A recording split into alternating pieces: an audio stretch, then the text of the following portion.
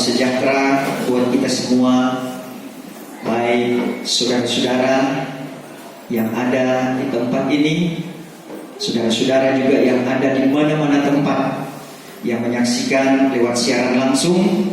Semuanya diberkati oleh Tuhan. Hari ini menjadi hari keberkatan karena kita ketemu Dia. Itulah Tuhan Juru Selamat kita. Lewat kita beribadah, memuji, memuliakan nama Tuhan. Kita masih dengan tema, itulah Yerusalem dalam 70 Sabat, rahasia di akhir zaman, saudara-saudara. Dan kita akan baca firman Tuhan di dalam Daniel pasalnya yang ke-9, ayatnya yang ke-24. Kita berdiri menghormati pembacaan firman Tuhan. Bahwa 70 sabat sudah ditentukan bagi bangsamu dan bagi negerimu yang suci itu, akan menutup segala kesalahan dan akan memeteraikan segala dosa dan akan menghapuskan segala kejahatan dan akan mengadakan suatu kebenaran yang kekal dan akan memeteraikan khayal dan segala nabi dan akan menyirami yang maha suci itu dengan masuk. Terima kasih, dipersilahkan duduk kembali. Minggu yang lalu kita sudah membahas tentang pendahuluan bagaimana Yerusalem itu, bahwa Yerusalem itu adalah tempat yang sudah dipilih oleh Allah. Demikian kita sebagai Yerusalem yang telah dipilih oleh Allah. Demikian persekutuan kita dengan Tuhan sebagai Yerusalem boleh menjadi pilihan Allah sebagai orang yang mengagungkan dan memuji dan memuliakan akan nama Tuhan. Saudara-saudara yang terkasih, ketika rancangan Tuhan yang telah memberikan kesempatan kepada Yerusalem ini bagi orang pilihannya, itulah orang Israel. Demikian kepada kehidupan kita. Ketika Tuhan beri kesempatan kepada kita menjadi Yerusalem, untuk apa? Supaya ada persekutuan yang indah antara Tuhan dengan umatnya. Sedemikian juga supaya ada persekutuan yang indah antara Tuhan dengan kehidupan kita. Kita perlu persekutuan yang indah dengan Dia. Di dalam dunia ini ada banyak hiburan. Dalam dunia ini ada banyak yang baik, ada banyak yang indah. Akan tetapi itu tidak akan pernah cukup. Bahkan itu bukan satu pilihan di dalam rohani kita. Kalau itu adalah keindahan duniawi, saudara-saudara, kita memang masih berada di dalam dunia, menikmati berkat-berkat Tuhan, itu hal yang indah. Tetapi di sebelahnya itu ada hal duniawi yang bertabiat duniawi, kata firman Tuhan, itu adalah dosa. Hal duniawi itu adalah hal-hal yang berhubungan atau yang berhubungan dengan ketidakbenaran yang dilarang oleh Tuhan, yang dilarang oleh firman Allah. Meskipun itu manis bagi daging, meskipun itu manis bagi pikiran, meskipun itu manis bagi perasaan manusia, tapi kalau itu di luar firman Tuhan, maka itu dosa. Sebab itu umat Israel, mereka terlibat dengan keadaan ini. Mereka tidak bisa mempertahankan bagaimana keindahan keilahian Yerusalem pada posisi yang sebenarnya. Di Yerusalem Allah berfirman, di Yerusalem Allah bersuara. Kan firman Tuhan katakan, firman-Nya dari dalam Yerusalem, Bukit Sion ada di sana. Tetapi ketika umat Israel terpengaruh dengan keadaan dunia, maka akhirnya mereka mulai surut. Karena dosa daripada umat Israel itu bukan hal yang baru. Semenjak mereka pun berada di padang belantara, ujian yang datang seharusnya mereka mencari Tuhan, maka akhirnya mereka terlibat dengan perkara dosa. 1 Korintus 10 ayat 7 sampai 10 itu mulai diperbuat oleh orang Israel, ditekankan semenjak mereka berada di padang belantara. Walaupun sebenarnya dosa hal seperti ini sebelum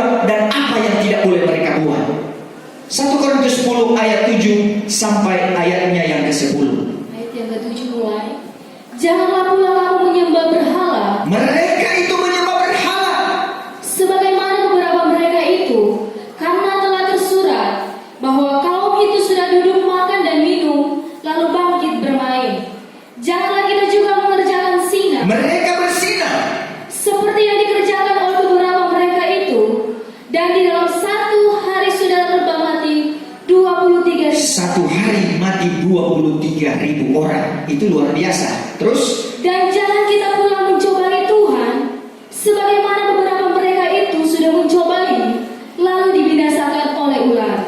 ya, Dan lagi jangan kamu bersungut-sungut, bersungut-sungut, sebagaimana beberapa mereka itu sudah bersungut-sungut, lalu dibinasakan oleh malakul maut. saudara-saudara, 4 perkara ini yang telah menghalangi orang Israel untuk menuju ke tanah Kanaan.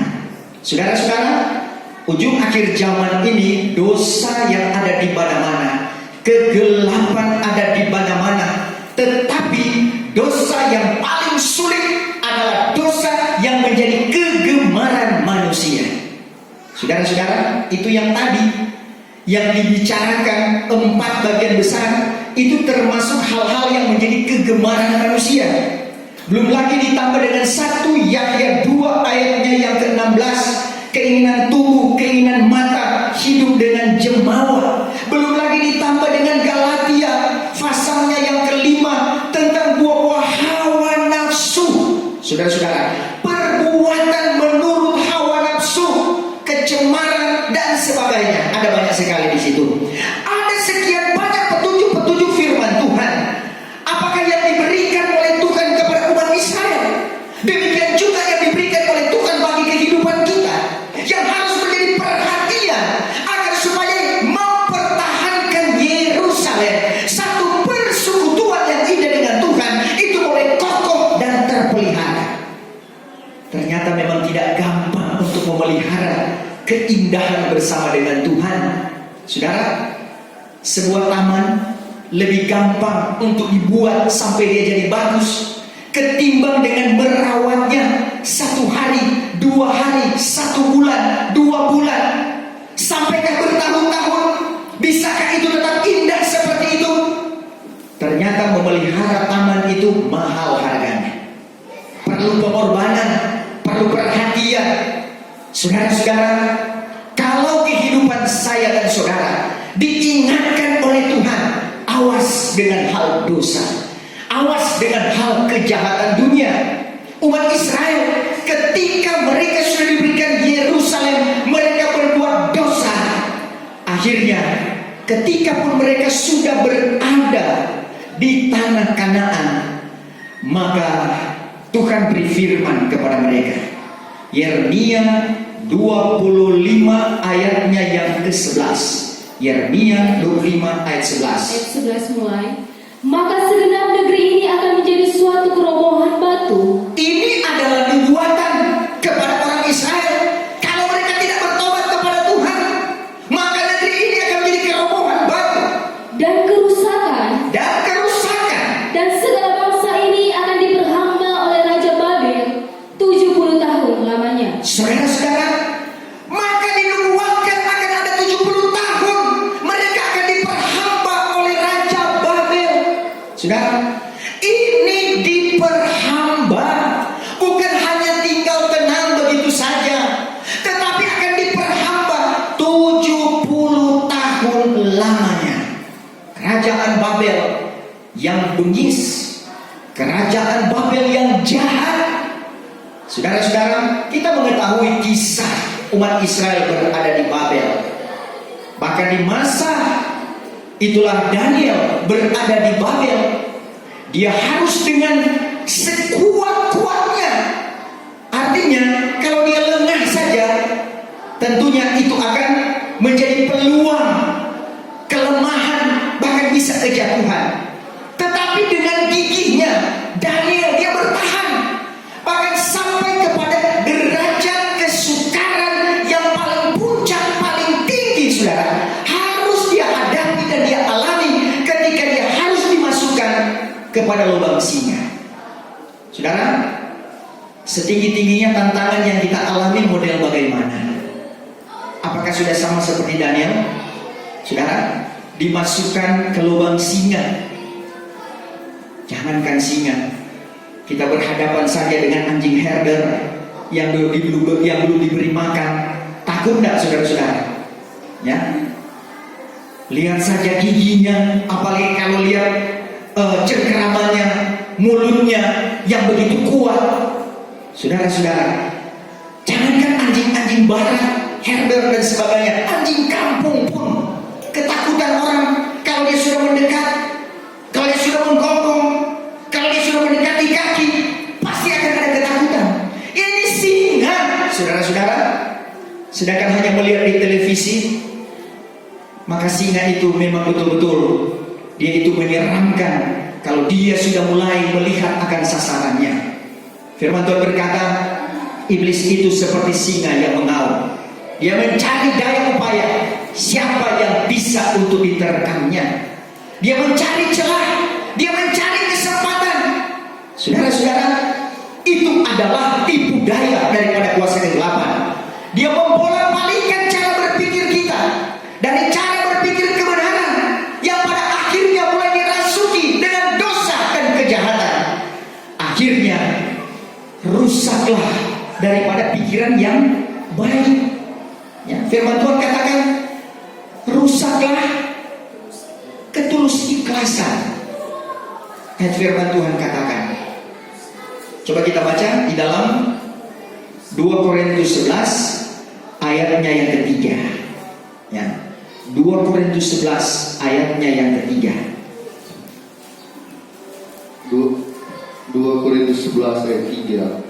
Akan tetapi aku takut kalau kau jadi seperti ular memperdayakan Hawa dengan tipu. Paulus bilang, aku takut kalau jadi seperti ular memperdayakan Hawa. Terus demikianlah juga rusaklah pikiranmu, demikianlah juga rusak pikiran manusia, dan renggang daripada tulus ikhlas. Tidak ada lagi ketulusan, keikhlasan mengiring Tuhan, melayani Dia. Terus dan kesucian yang menuju kepada Kristus. Dan kesucian inilah yang pernah terjadi baik kepada orang Israel, baik kepada jemaat Tuhan yang ada di Korintus. Tetapi jangan hal ini terjadi kepada kita. Jangan sampai ini terjadi kepada saya dan saudara. Akhirnya umat Israel ketika difirmankan, kalau kamu tidak bertobat, maka 70 tahun itu akan menjadi bagianmu. Saudara-saudara, Yeremia pasalnya yang ke-29 ayatnya yang ke-10. Yeremia 29 ayatnya yang ke-10. Yeremia 29 ayat 10. Karena firman Tuhan demikian, bahwa sesungguhnya apabila genaplah sudah 70 tahun pada Babil, maka aku akan mengunjungi kamu dan menyampaikan kepadamu janjiku yang baik itu dan membawakan kamu balik kepada tempat ini. Ini suatu nubuatan yang sudah dinyatakan semenjak mereka ditawan dan juga mereka dikembalikan. Penawanan ini adalah penawanan yang sangat menyakitkan karena terjadi begitu banyak pengorbanan. Saudara, mulai daripada raja-raja yang terakhir dari kerajaan Yoyakim, Yoas, Sedekia menjadi raja yang terakhir. Bagaimana dari generasi ke generasi itu panjang waktunya, saudara. Tidak sesingkat ketika terjadi agresi militer hanya dalam 1 hari 2 hari, tidak. Tetapi di dalam waktu yang begitu lama, betapa penderitaan itu terjadi. Sangat berbeda dengan ketika raja-raja yang pertama, Saul, Daud, apalagi Raja Soleman, satu kejayaan yang terjadi. Tetapi pada akhirnya ketika di raja-raja terakhir, maka mereka mulai lumpuh, mereka mulai surut, mereka mulai melakukan dosa dan kejahatan yang semakin naik di hadapan hadirat Tuhan. Akhirnya firman Tuhan katakan, ditawanlah mereka di sana. Kalau kita lihat sekarang di dalam 2 Raja-Raja pasalnya yang ke-24, ayatnya yang ke-10 sampai ayatnya yang ke-14. 2 Raja-Raja 24 ayat 10 sampai 14. Baca. 2 Raja-Raja 24 ayat 10 mulai. Maka pada masa itu juga berangkatlah segala laskar Nebukadnezar Raja Babil itu ke Yerusalem. Ya, pada masa itu berangkat para laskar Nebukadnezar. Mereka pergi ke Yerusalem.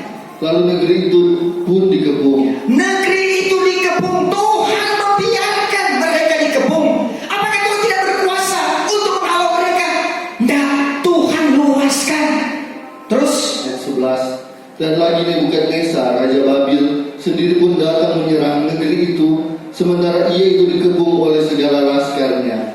Maka keluarlah Yoyakim, raja orang Yehuda, mendapat Raja Babil, baik baginda, baik bunda baginda, dan segala pegawai dan orang kaya-kaya dan penjawat istana. Maka dibawa oleh Raja Babil akan dia sertanya, yaitu pada tahun yang ke-8 daripada kerajaannya. Dan dibawanya keluar dari sana akan segala mata benda rumah Tuhan dan segala mata benda istana baginda, dan dikeratnya segala perhiasan emas perbuatan Sulaiman raja orang Israel dalam Ka'bah Tuhan, yaitu setuju dengan firman Tuhan. Ayat 14. Dan dibawanya dengan tertawan segenap orang isi Yerusalem. Itulah orang isi Yerusalem. Serta dengan segala penghulu dan orang hartawan, 10.000 orang dibawanya dengan tertawan. Demikian pun segala tukang kayu dan tukang besi, seorang pun tiada tinggal melainkan orang hina, dina belaka di antara segala rakyat negeri itu. Saudara-saudara, yang cuma dikasih tinggal itu orang hina-hina, orang yang tidak bisa buat apa-apa, tidak berguna mereka. Itu saudara-saudara. Tetapi orang-orang besar-besar, orang-orang yang berharga ini diambil oleh kerajaan Babel. Para tukang, mereka yang punya kekayaan dan sebagainya, itu diboyong ke Babel. Satu hal yang lebih menyakitkan lagi, ketika peralatan Baitullah itu mulai dibawa ke Babel. Saudara-saudara, ini adalah sesuatu kejadian yang sangat-sangat memilukan sekaligus memalukan bangsa Israel. Saudara-saudara, di hadapan hadirat Tuhan, memang betul-betul mereka dalam berdirinya sudah kandas. Saudara-saudara, kalau bukan karena Tuhan yang mengasihi mereka dengan satu perjanjian bahwa mereka itu turun-temurun adalah pilihan Tuhan, sudah lama mereka itu lenyap. Tetapi untung ada satu perjanjian antara Allah dengan nenek moyang umat Israel. Mereka tidak akan pernah hilang. Mereka itu akan ditebus. Mereka itu akan dikembalikan. Namun memang bayar harganya mahal. Saudara-saudara, apalagi ketika bencana Baitullah itu mulai dibawa ke Babel. Saudara, kita adalah Yerusalem. Ada bencana-bencana yang ada kepada saya dan saudara. Ketika hal itu terjadi, maka hadirat Tuhan ada kepada kita. Bencana bait Allah, ketika itu bekerja, maka di sana ada pertobatan yang sungguh. Di sana ada anugerah Allah yang bekerja. Ada karunia-karunia Roh Kudus yang boleh dinyatakan, boleh tumbuh kembang. Tuhan menyatakan petunjuknya, maka kita lakukan dengan petunjuk Tuhan. Itu berartikan posisi hubungan dengan Tuhan itu baik. Pemeliharaan ini perlu pemeliharaan yang intens, saudara-saudara. Doa, puasa. Orang percaya kalau sudah tidak ada lagi doa dan puasa, maka itu nafas mulai hilang, saudara-saudara. Akhirnya peralatan baik Allah, akhirnya apa yang baik dalam kehidupan kita itu mulai dicuri oleh kuasa kegelapan. Itu mulai dibawa dengan tertawan, sehingga suram negeri itu, sunyilah negeri itu, kata firman Tuhan. Tidak ada keramai-ramaian, tidak ada sorak-sorak lagi. Puji Tuhan, kita beribadah masih bersorak-sorai. Bukan hanya tepuk tangan kita yang bersorak-sorai, tapi yang perlu adalah rohani kita yang bersorak-sorai. Rohani kita yang bergemar akan Dia. Ada kemuliaan Tuhan yang selalu melawat dan menjamah akan kehidupan kita, membuat kita takut untuk menjamah dosa, karena itu akan bayar harga yang cukup mahal. Saudara-saudara, Tuhan memberi kesempatan hal ini terjadi kepada orang Israel, menunjukkan bahwa firman-Nya itu tidak pernah mustahil. Saudara-saudara, Kalau Tuhan yang sudah berfirman, maka Dia nyatakan, Dia adakan. Sebab itu 70 tahun mereka ditawan di Babilonia dari Raja Yoyakim. Bahkan lebih dahsyat lagi ketika kisah raja yang terakhir itu Raja Sedekia, ya, 2 Raja-Raja pasalnya yang ke-25. 2 Raja-Raja 25 ayat 1 mulai.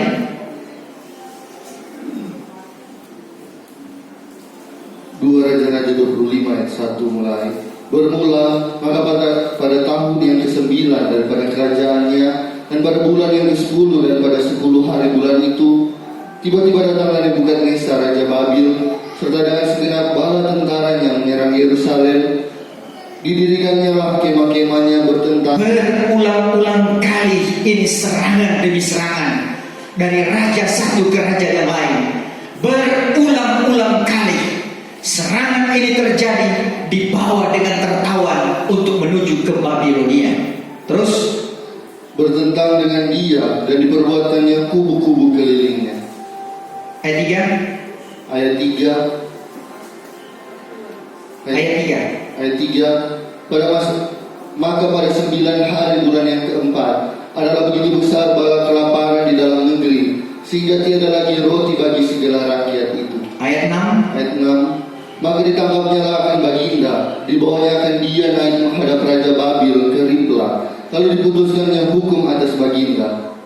Ayat 7. Maka dikeratnya leher anak-anak Sedekia. Dikeratnya leher anak-anak Sedekia Di hadapan matanya. di hadapan mata Sedekia. Ngeri nggak itu sekarang?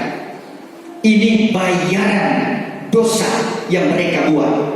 Terus Dan dibutakan oranglah kedua belah mata Sedekia. dibutakan orang kedua belah mata Sedekia. Saudara, kalau di tubuh kita, di kepala orang pukul biasa, mau di tangan orang pukul biasa, tapi jangan coba-coba untuk sentuh sedikit pun itu kelopak mata, itu biji mata.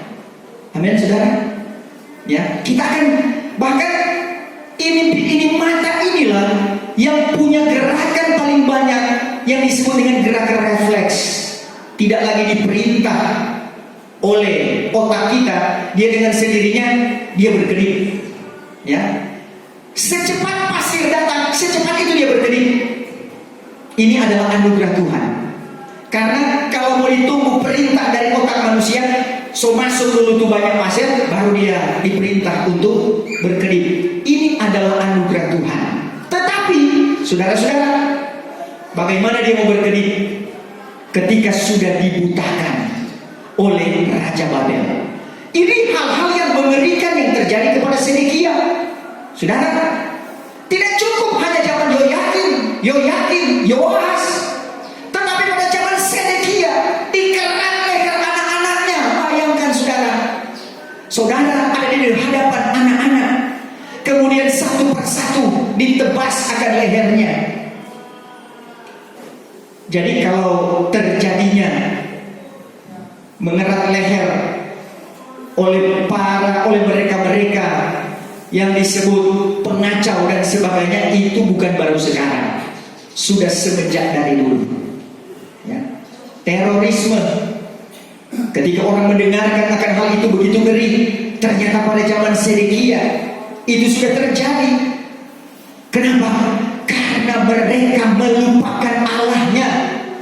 Kalau kehidupan kita selalu punya hubungan yang indah dengan Tuhan kita, bukan penghukuman yang akan kita terima, tetapi adalah berkat. Amin, saudara. Karena segala sesuatu, firman Tuhan bilang, apa yang kita tabur itu juga yang akan kita tuai. Jangan sampai dia murka. Saudara-saudara, 2 Tawarik pasal yang ke-6 ayatnya yang ke-36. 2 Tawarik pasal yang ke-6 ayat 36. 2 Tawarik 6 ayat 36. Jikalau kiranya mereka itu sudah berdosa kepadamu, bahwasanya tiada seorang jua pun yang tiada berdosa, iya, dan murkalah engkau akan mereka itu, maka murkalah Tuhan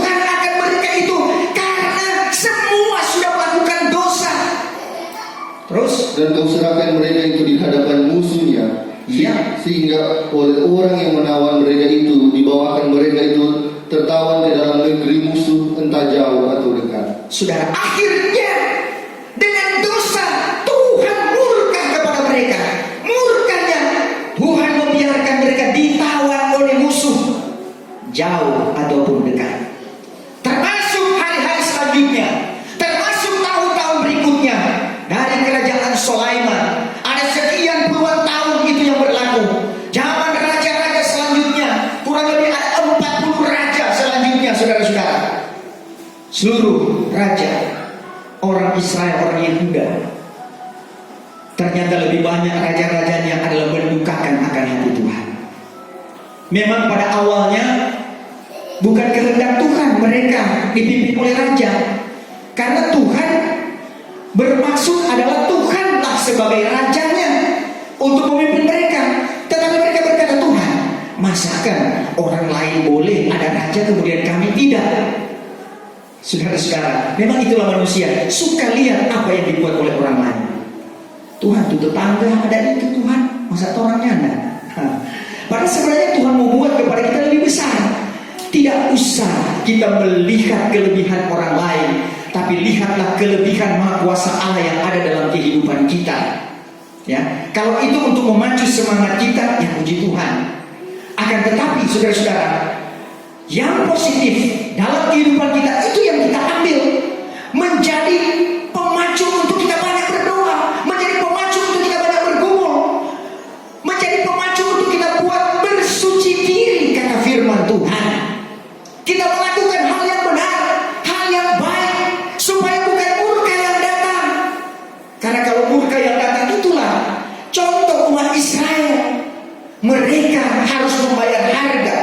Yesaya pasal ke-13 ayat yang ke-9, ya, itu ada sedikit, bukan sedikit, tapi begitu keras, saudara. Ada hari yang begitu bengis. Oh, saudara-saudara, coba baca ayat itu. Yesaya 13 ayat 9. Bahwasanya hari Tuhan datang dengan bengis dan geram. Hari Tuhan datang dengan bengis dan geram. Dan murka yang sangat akan menjadikan negeri itu sunyi. Dan murka sangat akan menjadikan negeri itu sunyi. Akan menjadikan negeri itu sunyi. Dan akan menumpas segala orang berdosa dari dalamnya. Dan akan menumpas orang berdosa dari dalamnya. Jadi orang berdosa tidak bisa bersembunyi, saudara-saudara. Ya, tidak ada yang bisa kita sembunyikan. Sakaria pasalnya yang keempat ayatnya ke-10, ketujuh biji mata Tuhan itu memandang bumi berkeliling. Siapakah yang mau bersembunyi?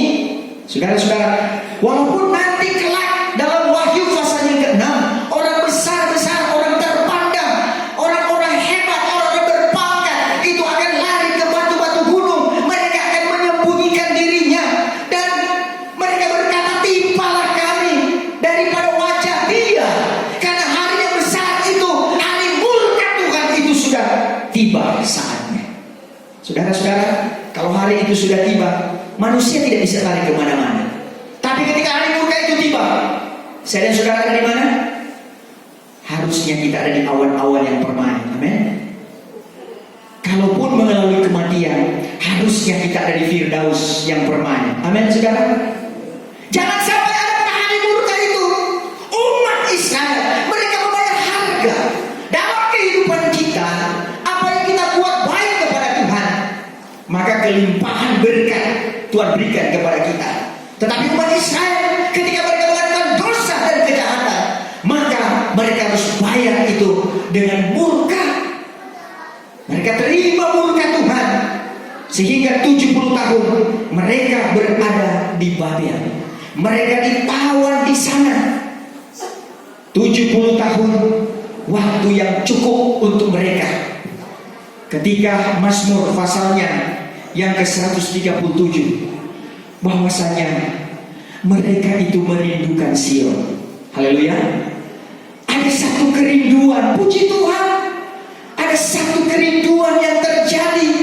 Memang orang kalau sudah lama tidak lagi minum, dia akan haus. Amin. Kalau sudah lama tidak makan, dia pasti lapar. Tapi kalau orang makan terus,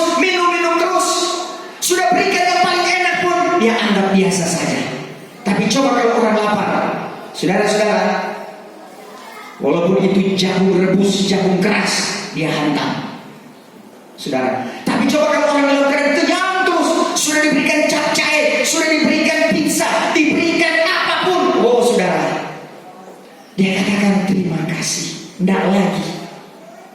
Saudara-saudara, kehidupan kita, firman Tuhan berkata, wahai bagi orang yang merasa kenyang sekarang ini, karena sekali waktu dia akan lapar. Puji Tuhan saudara-saudara, sekarang ini dengan teknologi, sehingga di kebun pun orang bisa buka live streaming, masih bisa untuk memuji memuliakan nama Tuhan, masih bisa mendengarkan firman Tuhan, berada di pojok manapun, berada di sudut manapun, yang penting ada sinyal di sana. Puji Tuhan.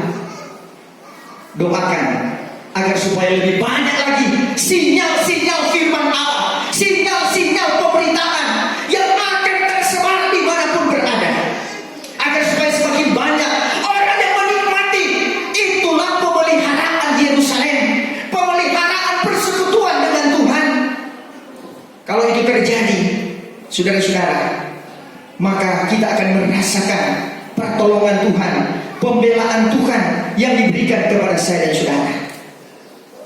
Perlu ada satu kerinduan, selalu merasa lapar dan merasa haus.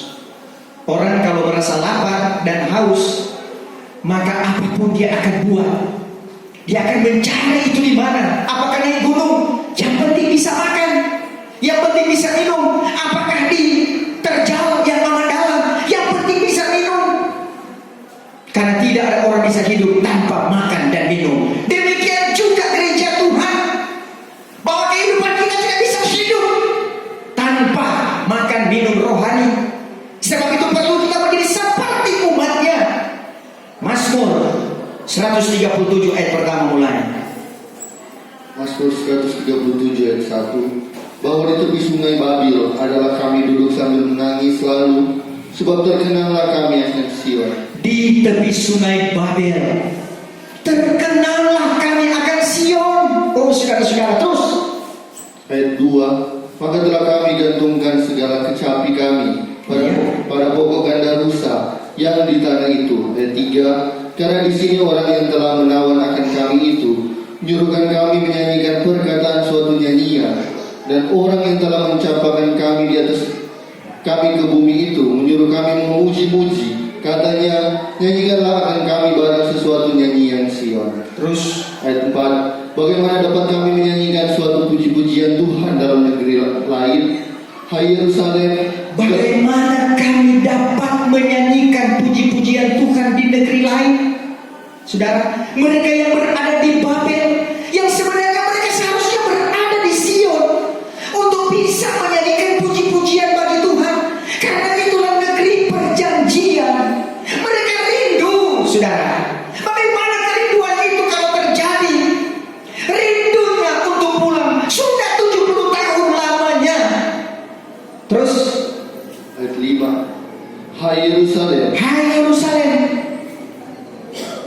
jikalau kiranya aku terlupakan di kau, niscaya tanganku kanan terlupakan dirinya dahulu. Ayat 6. Biarlah lidahku lekat pada langitan mulutku, jikalau kiranya tiada aku ingat akan di kau, jikalau kiranya tiada aku membesarkan Yerusalem lebih daripada kesukaan yang terutama. iya. Jadi saudara-saudara, kerinduan ini pun harus selalu ada kepada kita. Haleluya. Terkadang saudara, kita menganggap lama-kelamaan beribadah itu biasa saja, masuk gereja hari Minggu itu biasa saja. Tetapi ketika Tuhan membuat suatu pengukuran kepada saya dan saudara, pada waktu awal masa pandemi corona, orang tidak bisa masuk gereja, maka mulai lama-kelamaan muncul suara, seandainya kita sudah bisa lagi kumpul bersama-sama untuk memuliakan nama Tuhan. Kan di rumah bisa, beda. Ada orang dan banyak orang berkata demikian. Tidak sama dengan ketika kita sama-sama memuliakan nama Tuhan di gereja. Haleluya saudara. Itu Tuhan luaskan untuk kita rasakan, supaya kita rindu akan Sion, kita rindu akan Yerusalem. Sebab itu saudara, firman Tuhan bilang, jangan tinggalkan Jangan tinggalkan Yerusalem. Berhimpun bersama dengan Tuhan itu adalah yang bukan cuma sekedar baik, tapi itu adalah wajib bagi kita. Ibrani 10 ayat ke-25, bahwa kita bersama-sama berhimpun bersama-sama beribadah kepada Tuhan, walaupun itu hanya dilakukan oleh setengah orang, sebagian orang. Saudara, orang Kristen sekarang ini tidak semua berada dalam ibadah. Masih banyak dengan kegiatan yang lain. Itu sebabnya Tuhan katakan tak semua. Tetapi orang yang bisa merasakan hadirat Tuhan, di sana ada nasihat, di sana ada penghiburan, di sana ada kekuatan. Kalau kita nikmati, itulah berkat Allah lewat kebenaran firman Tuhan. Maka jangan kita meninggalkan Yerusalem. Karena orang yang meninggalkan Yerusalem, dikatakan oleh firman Tuhan, dia akan merana, dia akan sengsara. Saudara-saudara, beberapa hari kemarin saya melayani seorang pemuda. Saudara, dia baru umur 30-an tahun. Pada waktu saya doakan, dia berseru memohon kepada Tuhan. Saya pikir, apa yang terjadi kepada pemuda ini? Saudara, dalam usia produktifnya, kemudian dia itu adalah seorang pemuda yang bekerja di Batam. Dia dari Ambon, saudara-saudara. Dia kerja di Batam. Di Batam itulah kemudian dia mendapatkan penyakit ini semenjak bulan Desember. Perutnya mulai membesar, tubuhnya mulai kurus kering. Masih syukur dengan doa keluarganya, dia masih bisa pulang berada dengan kakaknya di Manado ini. Itu dari Batam ke Manado, saudara, perjalanan cukup panjang. Dengan posisi kesehatannya yang sangat-sangat memprihatinkan, itu saya saksikan sendiri. Saudara-saudara, dia katakan dalam pengakuannya, semenjak 17 tahun saya sudah lahir baru. Itu di Ambon. Dia adalah aktivis gereja. Dia suka menjadi singers. Pokoknya pelayanan bersama. Mungkin kalau saudara melihat pemuda-pemuda seperti ini, seperti itulah dia, saudara. Tapi ketika dia berada di Batam, dia mendapat pekerjaan yang baik. Apa yang terjadi? Saudara, dia mulai meninggalkan Tuhan. Dia tidak lagi ingat bagaimana ibadah itu. Dia tidak ingat persekutuan itu. Dia lupa pemakaian Tuhan, kepercayaan Tuhan pada waktu dia dipanggil oleh Tuhan. Saudara-saudara, saya melihat di tubuhnya ada banyak tato-tato. Saudara-saudara, saya tanya, tato ini kamu buat sebelum di Batam atau sesudah di Batam? Sesudah di Batam, Pak Pendeta. Oh, ini mengartikan bahwa sebenarnya engkau sudah mengerti, engkau sudah ada bersama dengan Tuhan, tapi engkau meninggalkan Dia. Saya hanya berdoa kepada Tuhan dan memberikan pengertian kepadanya bahwa engkau harus bayar harganya. Tuhan mengasihi engkau, tetapi engkau harus membayar harga. Inilah harga. Dia menangis kepada Tuhan, saudara. Dia langsung bilang, iya Tuhan, mohon ampun Tuhan. Dia mengakui semuanya, saudara-saudara, bahwa memang saya sudah lama meninggalkan Tuhan, sudah bertahun-tahun tidak ada ibadah. Dia kan kelab malam, pulang nanti besok sorenya. Bayangkan saudara-saudara, kenapa bayar uang? Saudara, inilah keinginan duniawi yang menerkam akan kehidupannya, tapi masih bersyukur. Dia masih bisa mengangkat tangannya, dia bilang, Tuhan ampuni saya Tuhan. Dalam keadaan kulit bungkus tulang, dalam keadaan perutnya, dia tunjukkan kepada saya bilang, oh Tuhan. Tetapi saudara-saudara, yang Tuhan menginginkan kepadanya adalah pemulihan rohani yang teguh dan sempurna. Kehidupan kita selagi posisi keadaan rohani kita terpelihara, jangan sampai kita terpisah dengan Yerusalem. Jangan sampai kita terpisah dengan Tuhan. Umat Israel 70 tahun lamanya mereka berada di Babel. Tapi sesuai dengan firman Tuhan tadi, akhirnya Tuhan kembalikan. Mereka bayar harga dengan harga yang cukup mahal. Saudara-saudara, kemudian mereka balik untuk membangunkan kembali. Maka terjadilah itulah pembangunan kembali Ka'bah Tuhan yang sudah runtuh, yang dulu disebut dengan Ka'bah Sulaiman. Kemudian dibangunkan itulah Ka'bah Zerubabel. Inilah Ka'bah yang dibangun di atas puing-puing ke Ka'bah Sulaiman. Orang yang sudah meninggalkan Tuhan, dia akan dikembalikan tidak kepada tempat yang lain, tapi pada posisi yang sama. Itu dalam kuasa kebenaran, firman Allah, kuasa Roh Kudus yang tidak pernah berbalik perubahan dulu, sekarang, sampai selama-lamanya. Tidak ada firman yang lain yang bisa menyelamatkan. Hanya ada itulah firman Tuhan yang sudah memberikan kepada kita panggilan yang setia. Tidak ada di pengajaran yang lain, tapi pengajaran Tuhan itu yang ada kepada kita. Walaupun sudah di atas puing-puing kehancuran, itulah rohani orang Kristen ujung akhir zaman yang diporak-porandakan oleh Babel akhir zaman. Babel itulah kekacauan. Babilonia itulah dunia dengan segala ikatannya. Itu yang sementara mencengkam, menghancurkan akan kehidupan manusia. Untunglah dengan kemurahan Tuhan, Tuhan berjanji dengan 70 sabat bagi bangsamu. Dia katakan bahwa bagi negerimu yang suci itu akan menutup segala kesalahan. Tuhan mau tutup segala kesalahan melalui 70 sabat ini. Kemudian, dan akan memeteraikan segala dosa dan akan menghapuskan segala kejahatan.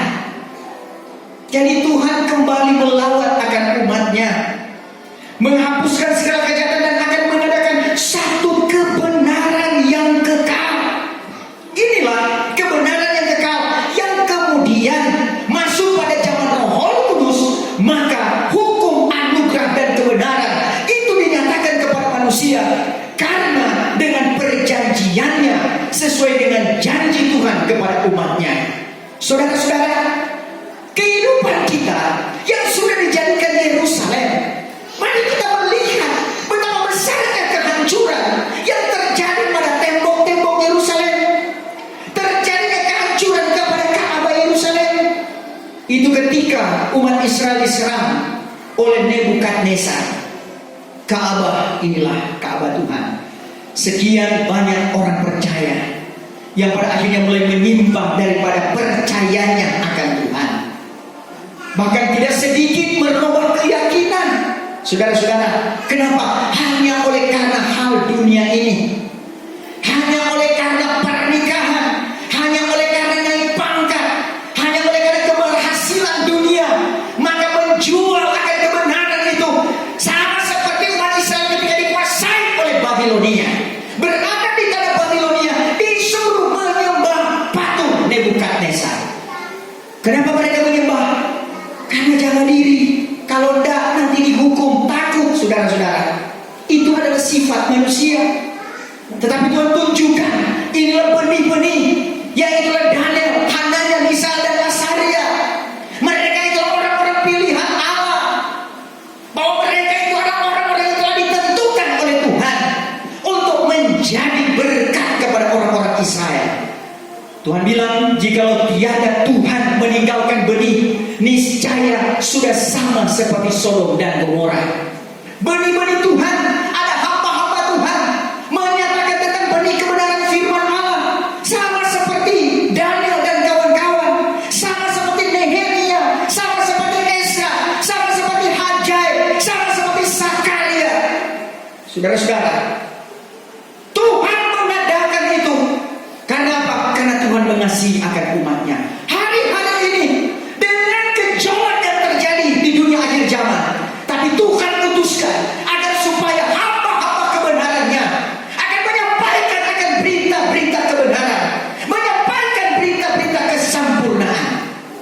Saudara, di zaman Esra dan Nehemia, Ka'bah dan tembok Yerusalem itu harus dibangunkan. Zaman Nehemia, dia mendengar berita yang mendugakan hati.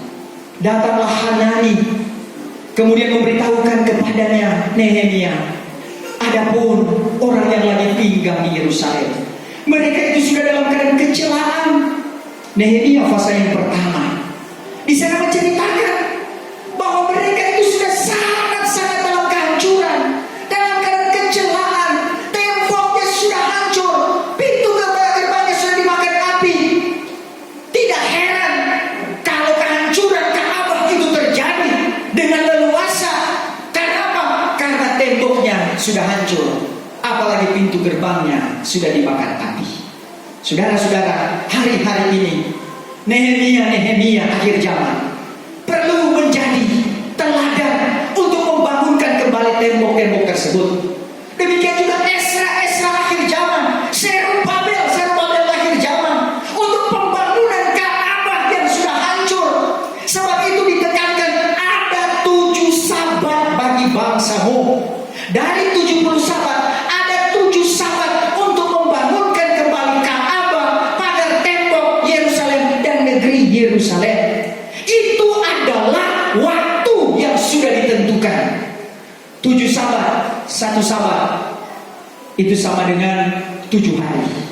Berarti 7 kali 7 49 tahun lamanya. Saudara, 7 sabat ditentukan bagi bangsamu. 7 sabat ini adalah hal yang sangat penting untuk pembangunan kembali. Kenapa? Karena umat Israel juga pada akhirnya mereka itu melakukan dosa dan kejahatan, sehingga 62 sabat Allah berdiam diri sampai kepada Al-Masih itu dinyatakan. Saudara, 7 sabat ini juga menjadi bagian kita, masa pembangunan iman, masa perbaikan rohani. Kalau Ka'bah yang sudah hancur oleh karena Babilonia dunia ini, mari kita bangun itu, saudara. Kalau tembok-tembok yang sudah hancur, pertahanan pengajaran oleh hamba-hamba Tuhan, oleh jemaat-jemaat yang mengerti akan firman Tuhan, kalau sudah mulai goncang, apalagi mulai runtuh, mari kita datang kepada Tuhan. Apa yang dibuat oleh Nehemia? Nehemia 1 ayatnya yang keempat. Nehemia 1 ayat yang keempat. Nehemia 1 ayat 4. Demi ku dengar segala perkataan ini, maka duduklah aku sambil menangis. Maka duduklah aku sambil menangis, kata firman Tuhan. Dan berkabung beberapa hari lamanya. Dan aku pun berpuasa. Dan meminta doa di hadapan hadirat Allah. Yang di sorga. Saudara-saudara, dalam pembangunan ini tidak cukup Nehemia hanya melihat saja, tidak cukup Nehemia hanya memberitahukan saja, tidak cukup. Tetapi saudara-saudara, dia perlu mengambil tindakan, berdoa, berpuasa, menangis dan berkabung. Haleluya. Kita jangan diam. Tidak cukup kita hanya menyaksikan saja. Kasihan mereka, kasihan si A, kasihan si B. Tetapi kita perlu menjadi orang-orang yang punya aktivitas di dalamnya. Kita secara aktif untuk apa? Mendoakan, berpuasa, bahkan dengan berkabung. Orang kalau sudah sampai berkabung, kesedihan yang amat dalam, sebagai suatu tanggung jawab yang akan memunculkan rasa patriotisme saya dan saudara, bahwa di tengah-tengah kehidupan ini memerlukan, itulah kebenaran yang perlu menjadi bagian kepada setiap orang. 7 sabat ini diberikan untuk menjadi pembangunan. Mari kita berkarya lewat pembangunan ini, lewat doa, puasa, menangis dan berkabung. Kita minta dengan seruan kepada Tuhan. Tuhan menyembuhkan secara jasmani, tapi lebih lagi Tuhan menyembuhkan secara rohani. Sekian banyak orang gereja Tuhan yang telah terpuruk imannya dibangkitkan kembali oleh Tuhan. 7 sabat bagi bangsa itu menjadi 7 sabat pembangunan yang luar biasa. Meskipun ada banyak tantangan di dalamnya, ada Tobia dan Sanballat, ada Sethnar Bosnai, ada Tatnai yang mau menggagalkan pembangunan Ka'bah maupun pembangunan tembok Yerusalem. Tetapi Allah kita adalah Allah yang perkasa. Dia yang menyertai akan kehidupan setiap saudara. Dia yang menjamin kita dengan undang-undang surga. Bahkan siapa yang menghalangi, Esra 6 berkata, tiang gantungan pun akan dinyatakan kepadanya. Rumahnya dijadikan tandas. Ini suatu pekerjaan yang tidak bisa terhambat. Tetapi dia akan jalan terus. Pekerjaan Allah akan tetap jalan terus. Paling berbahagia kalau kita dipakai oleh Tuhan di dalamnya. Haleluya saudara. Tuhan Yesus memberkati kita yang sudah mendengarkan akan firman Tuhan.